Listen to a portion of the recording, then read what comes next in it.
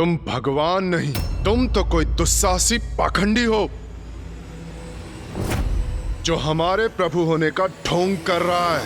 दुस्साहस तो तुम कर रहे हो सूर्यदेव, अपने भगवान जलंधर को पाखंडी बुलाकर।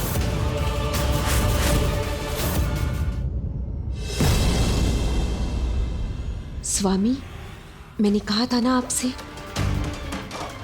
कि सभी देवता आपसे भेंट करने अवश्य आएंगे।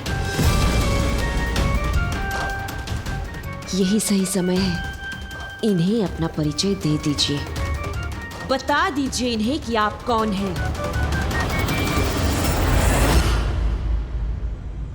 उचित कह रही हो वृंदा, महादेव नहीं, सर्वश्रेष्ठ जलंधर हूं मैं, जलंधर हूं मैं, जलंधर हूं मैं।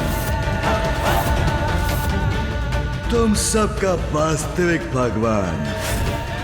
आज से तुम्हारा वास्तविक शिव, और यह है मेरी पत्नी साक्षात शक्ति। जलंधर, तो इसी को लेकर प्रथम पूज्य गणेश जी, ब्रह्मदेव और ऋषि अगस्त ने महादेव से अपनी चिंता व्यक्त की थी। और यह वास्तविक कैलाश जो आज तक संसार की दृष्टि से छिपा हुआ था। किसने बनाया इन्हें शिव और शक्ति? ये हो क्या रहा है यहाँ? विश्वास नहीं हो रहा ना तुम्हें, किंतु इसमें तुम्हारा कोई दोष नहीं। उस मायावी शिव ने अपनी शक्ति दिखाकर, अपना क्रोध दिखाकर तुम्हारे मन में भ्रांति उत्पन्न कर दी, और तुम उसका विश्वास करने में विवश हो गए, अंधे भक्त बन गए। साधारण देवता हो ना, भूल करना तुम्हारी पहचान है, किंतु तुम्हारा भगवान होने के नाते तुम्हारे सभी दोष, सभी भूल क्षमा करने के लिए तैयार हूं। किंतु उसके लिए तुम सबको मेरी शरण में आना होगा। इसका दुस्साहस तो सभी सीमाएं लांघ चुका है।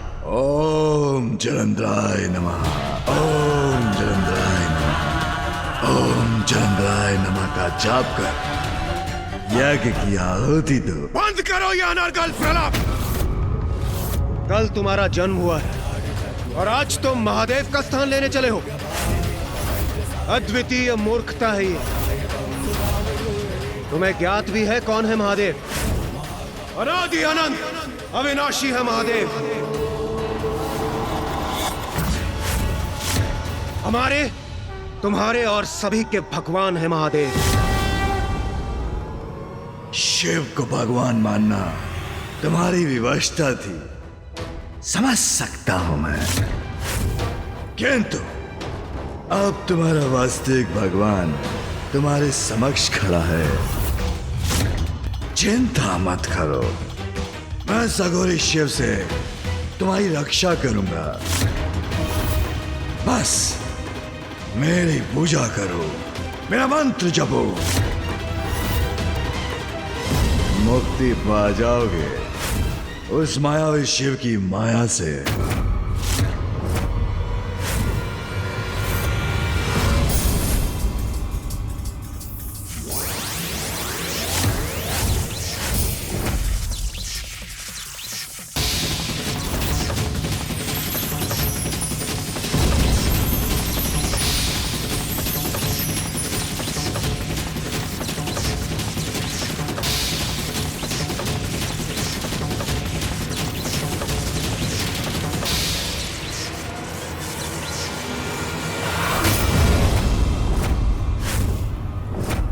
प्रकट हो चुका हूं, पहचानो मुझे, मैं हूं तुम्हारा ईश्वर। अभिवादन करो मेरा। ओम जलंधराय नमः का जाप करो, कल्याण होगा।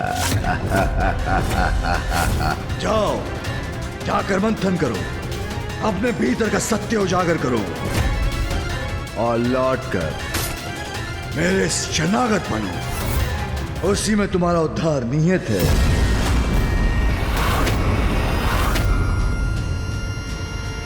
सुना नहीं क्या कहा प्रभु ने? भगवान जलंधर के विश्राम का समय हो चुका है।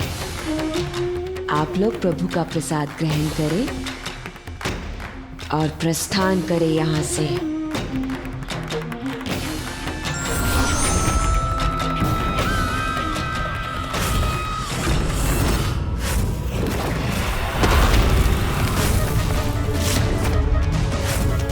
सेविका,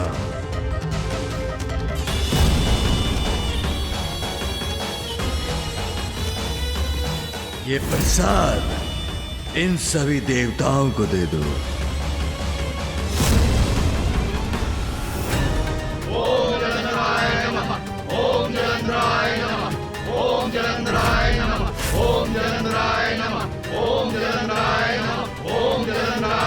ये प्रसाद और भगवान जलंधर के चरणों के पुष्प प्राप्त कीजिए। हमें शीघ्र महादेव के पास जाकर सूचित करना चाहिए। कौन है ये दंडी जो इतना दुस्साहस कर रहा है? अब महादेव ही समाधान करेंगे इस समस्या का, वो ही दंडित करेंगे इसे।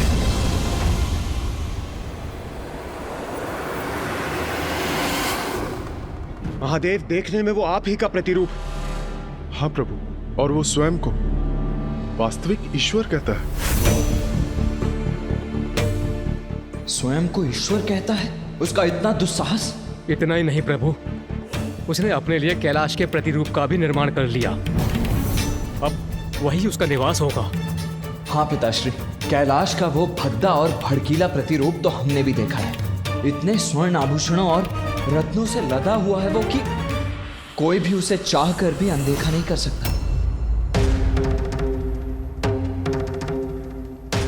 कैलाश तो वो पावन स्थान जहाँ भोग विलास की किसी सामग्री का कोई स्थान नहीं। भक्ति की सरिता बहती है यहाँ। कैलाश का प्रतिरूप करने वाला उसका इतना मन भी नहीं समझ सका। प्रभु, कौन है ये दुष्ट उद्दंड पाखंडी जलंधर? देवराज इंद्र, आपका अहंकार जिसके जन्म का कारण है, अंततः आपकी उससे भेंट हो ही गई। ये क्या कह रहे हैं महादेव? इंद्रदेव है उसके जन्म का कारण?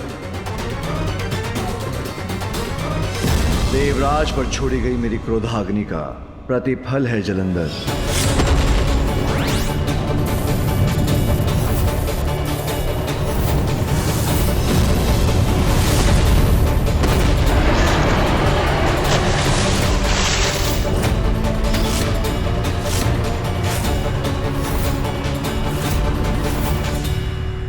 किंतु आप सभी उसके किस कृत्य से इतने चिंतित हैं? पिताश्री समझ क्यों नहीं रहे हैं? वो उन्हीं से स्पर्धा करने का अपराध कर रहा है। पिताश्री अभी भी संकट को गंभीरता से क्यों नहीं ले रहे? किंतु प्रभु, वो जो कर रहा है वो अत्यंत गंभीर है। स्वयं को भगवान कह रहा है। तो क्या हुआ देवराज? स्वयं को भगवान कहता है तो कहने दीजिए। कुछ भी कहने से असत्य क्या सत्य हो जाता है? संसार मुझसे ही जन्म पाता है और अंत में मुझ में ही समा जाता है। सर्वज्ञात है मेरा ये सत्य, इसलिए असत्य कितना भी कोलाहल मचा ले, किंतु सत्य को लेश मात्र भी प्रभावित नहीं कर सकता।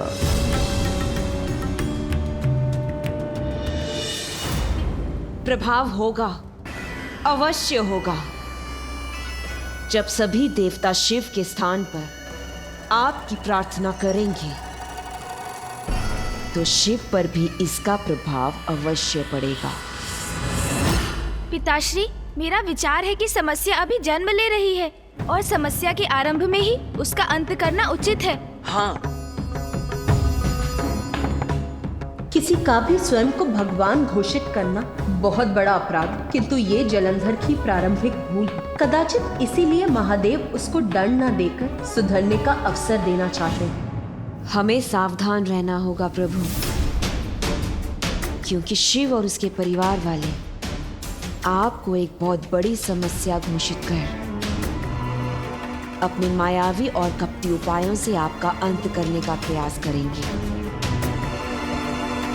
किंतु देवताओं पर शिव का एकाधिकार अब आप ही प्राप्त करेंगे, क्योंकि आप अति बलशाली हैं और गुरु शुक्राचार्य ने आपको 8 सिद्धियां प्रदान की हैं, जिससे आप अपराजय हो गए हैं और आपका अंत कोई नहीं कर सकता।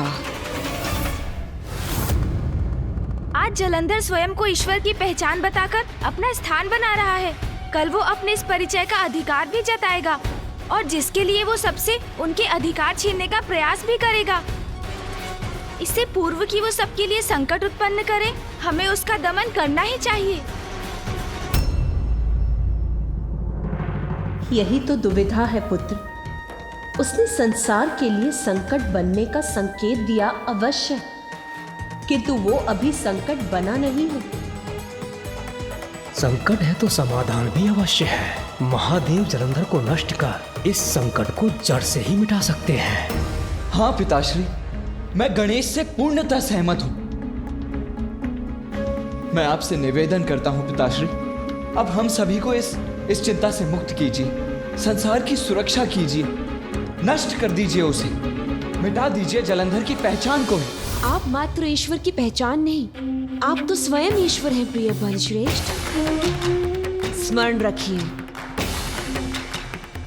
महादेव होने का जन्म सिद्ध अधिकार है आपका, और जो भी उसमें बाधा बनेगा उसका दमन कर अपना ये अधिकार स्थापित करना, ये आपका कर्तव्य है। किंतु गणेश, अपने कृत्य से जलंधर ने स्वयं को प्रमाणित कर क्या किया है? मात्र स्वयं को ईश्वर ही तो घोषित किया है उसने। पिताश्री तनिक रुकिए, अब मैं आप सभी को सरलता से एक कथा के माध्यम से समझाता हूँ। आप सभी ने ऊंट और उसके स्वामी की कथा तो अवश्य सुनी होगी।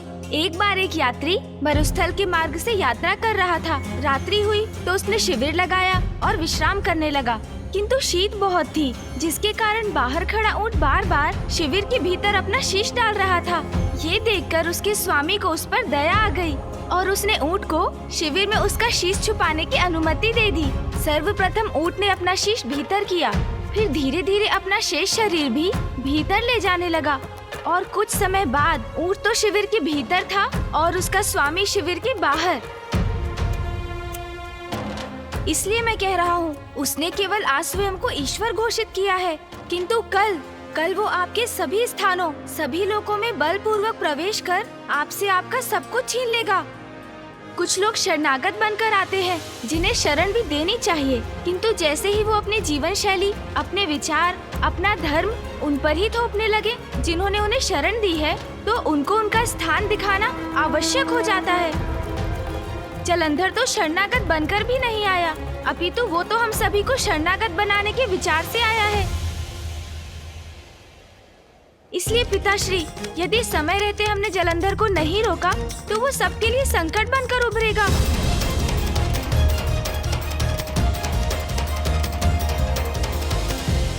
पुत्र गणेश, यदि जलंधर स्वयं को ईश्वर कहता है तो सत्य ही तो है।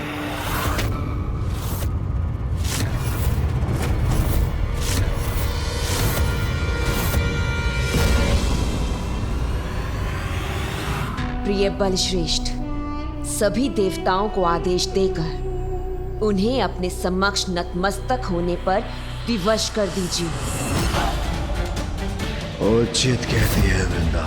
मेरे भगवान जलंधर का तिरस्कार करने का तू साहस करे, वो तुझ देवता, ये मुझे कदापि स्वीकार नहीं। अब देवताओं को ज्ञात होगा, मेरे बलश्रेष्ठ सबसे श्रेष्ठ हैं, भगवान हैं, वो समस्त संसार को अपने अधीन करेंगे।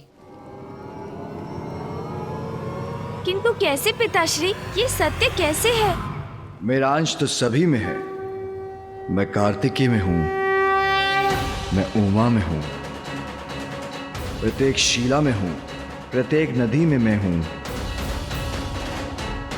वायु, जल, अग्नि, पृथ्वी और आकाश,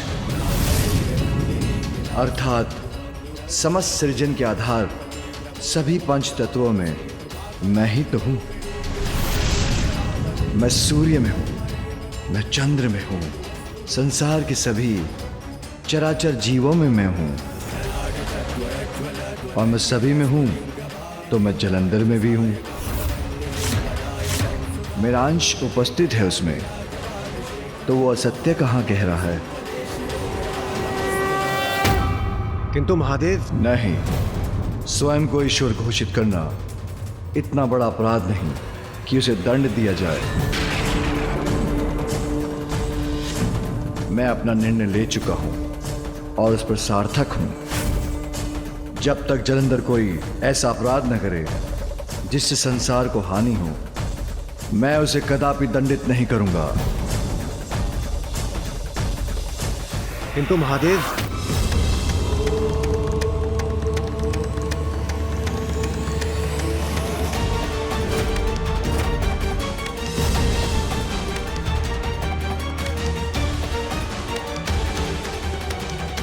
महादेव ने अपना निर्णय सुना दिया। यदि उनके अनुसार अभी कुछ करने की आवश्यकता नहीं है तो हमें भी प्रस्थान करना चाहिए।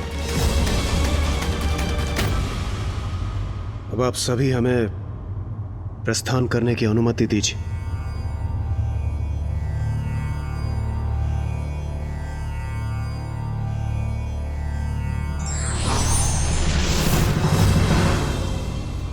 गणेश, यदि महादेव जलंधर को लेकर चिंतित नहीं है तो कदाचित हमें भी अपनी चिंता त्याग देनी चाहिए। अब हमें प्रस्थान करना चाहिए।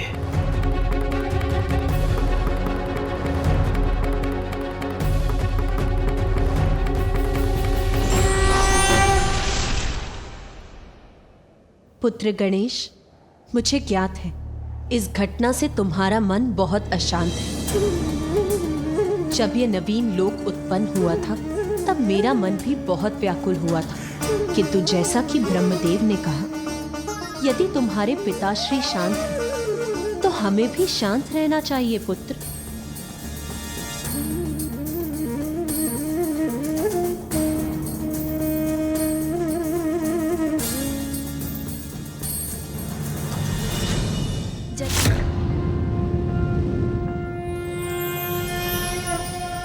विकर्तनो विवस्वांश्च मार्तण्डो भास्करो रविः लोकप्रकाशकः श्रीमान् लोकचक्षुर्मुहेश्वरः लोकसाक्षी त्रिलोकेशः कर्ता हर्ता तमिस्त्रः तपनस्तापनश्चैव शुचिः सप्ताश्ववाहनः।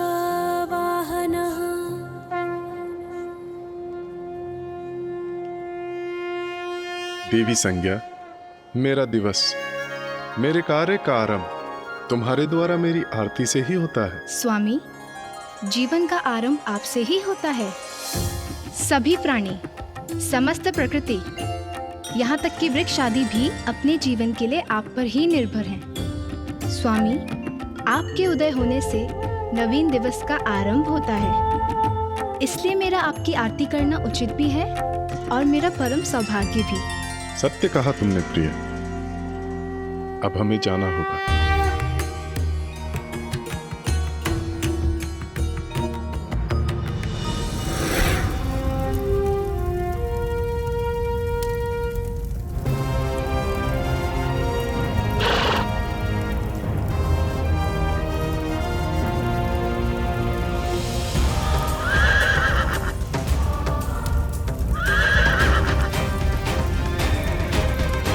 प्रकृति की गतिशीलता मुझ पर ही आधारित है, इसीलिए मेरी यात्रा में क्षणिक विलंब भी अनुचित होगा। आदिदेव नमस्तुभ्यं प्रभाकर नमोस्तुते।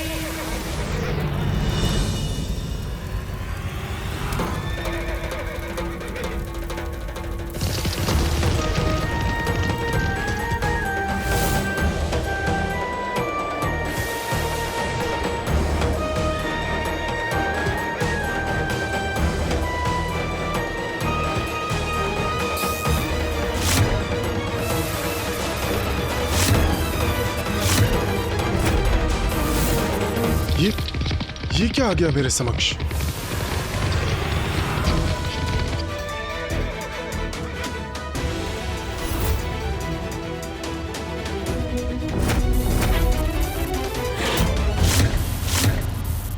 महादेव का त्रिशूल? किंतु महादेव का त्रिशूल मेरा और मेरे प्रकाश का मार्ग क्यों बाधित कर रहा है? महादेव का नहीं सूर्यदेव, ये तुम्हारे नवीन भगवान सर्वश्रेष्ठ जलंधर का त्रिशूल है। जलंधर?